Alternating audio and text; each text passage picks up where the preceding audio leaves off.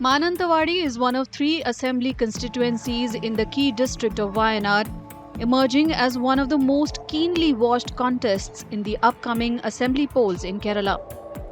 The seat is held by the LDF's O.R. Kelu, a former minister who's eyeing a third consecutive term on the back of the claim of a decade of development.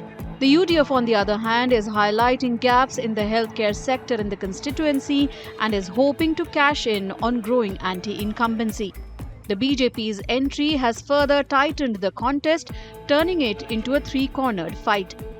LDF candidate Kelu is campaigning on his 10-year track record, citing key projects such as the Mananthavadi Medical College, Nursing College, along with initiatives in education, employment and welfare schemes.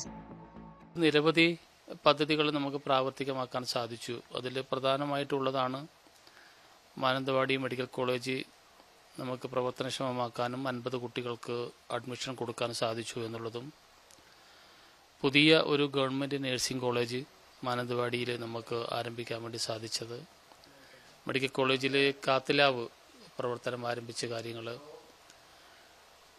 നമ്മുടെ യുവതിയുവാക്കൾക്ക് പഠിക്കാനും തൊഴിലധിഷ്ഠിത കോഴ്സുകൾ നേടാനും ആവശ്യമായിട്ടുള്ള polytechnic college, IT college, റോസ college, ഇങ്ങനെയുള്ള പ്രധാനപ്പെട്ട സ്ഥാപനങ്ങൾ തന്നെ നമുക്ക് മാനന്തവാടിയിൽ നമുക്ക് കൊണ്ടുവരാൻ വേണ്ടിയിട്ട് ഈ 10 വർഷത്തിനുള്ളിൽ സാധിച്ചു.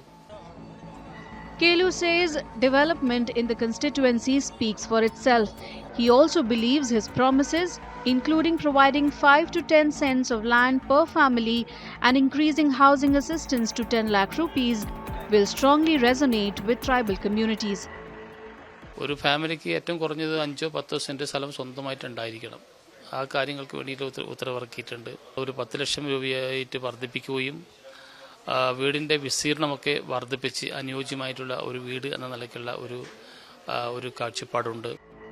Challenging the development narrative is UDF's Usha Vijayan, who is primarily focusing on the gaps in healthcare. She argues that LDF's development is largely cosmetic, with the medical college existing mostly in name. Usha Vijayan claims that even the incumbent MLA's own panchayat lacks basic amenities, with many tribal families still without drinking water and electricity. Medical കോളേജാണ് മെയിനായിട്ടുള്ള ഒരു ആയുധം എന്ന് പറയുന്നത്. കാരണം medical കോളേജിൽ board മാത്രമല്ലേ ഉള്ളൂ. അപ്പം അവിടെ ആവശ്യത്തിനുള്ള സൗകര്യങ്ങളോ ഡോക്ടർമാരോ സേവനങ്ങളോ മരുന്നുകളോ ഒന്നും ലഭിക്കാത്തതാണ് മാനന്തവാടിക്കാരുടെ അല്ലെങ്കിൽ സാധാരണക്കാരായിട്ടുള്ള ജനങ്ങളുടെ ഒരു പ്രശ്നമായിട്ട് ഞങ്ങൾ മുൻനിർത്തി കാണുന്നത്. ഇപ്പോൾ ഈ കഴിഞ്ഞ 2 വർഷങ്ങളായിട്ട് ഇവിടുത്തെ പാർട്ടിക്കണ്ട് മന്ത്രിയാണ്, ആദിവാസി വിഭാഗത്തെ പ്രതിനിധീകരിക്കുന്ന ഒരു മന്ത്രി കൂടിയാണ്. ഈ ആദിവാസി മേഖലകളിൽ കഴിഞ്ഞ 10 വർഷങ്ങളിൽ എന്തെങ്കിലുമൊക്കെ മാറ്റങ്ങൾ ഉണ്ടായിട്ടില്ല.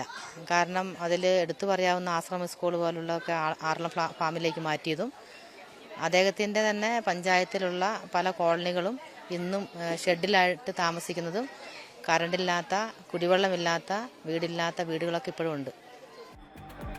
Usha believes that Congress's 5-point guarantee, along with public fatigue with the state government, will create a strong wave in the UDF's favor.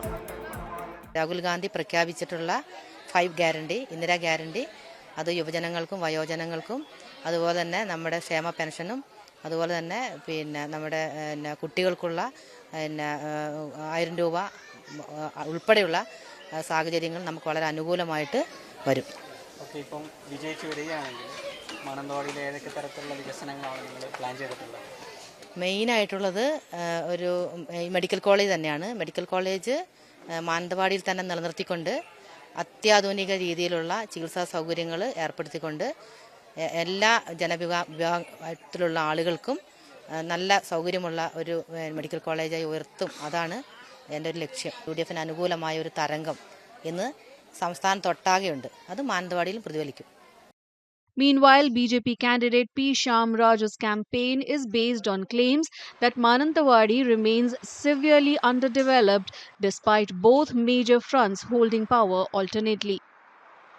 Targeting sitting MLA O.R. Kelu and LDF's former Minister for Welfare and Backward Communities P.K. Jayalakshmi, he alleges that despite the constituency producing 2 ministers, key issues like housing and employment for tribal communities continue to be neglected.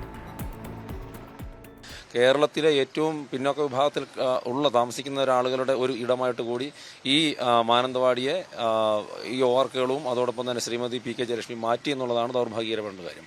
ഇവിടുത്തെ ജനങ്ങൾക്ക് പഠിക്കുവാനും ജോലി ചെയ്യുവാനും ഒക്കെ അതിയായിട്ടുള്ള ആഗ്രഹമുണ്ട്, ജീവിക്കാൻ വേണ്ടിയിട്ടുള്ള സാഹചര്യങ്ങൾ നേടിയെടുക്കാനുള്ള ആഗ്രഹമുണ്ട്, കഴിവും പ്രാപ്തിയുമുണ്ട്. പക്ഷേ അതിനനുസരിച്ചിട്ടുള്ള ഒരു സർക്കാരിൻ്റെ പിന്തുണ കിട്ടുന്നില്ല. ഇപ്പോൾ പലയിടങ്ങളിലും ഇവിടുത്തെ പ്രത്യേകിച്ച് ആദിവാസി ജനവിഭാഗങ്ങൾ അവരുടെ പ്രയത്നം കൊണ്ടും കഴിവുകൊണ്ടും ഉയർന്നു വന്നതിനപ്പുറത്തേക്ക് സർക്കാർ കൈപിടിച്ചുയർത്തേണ്ട രീതിയിലുള്ള യാതൊരു കാര്യങ്ങളും ചെയ്യുന്നില്ല.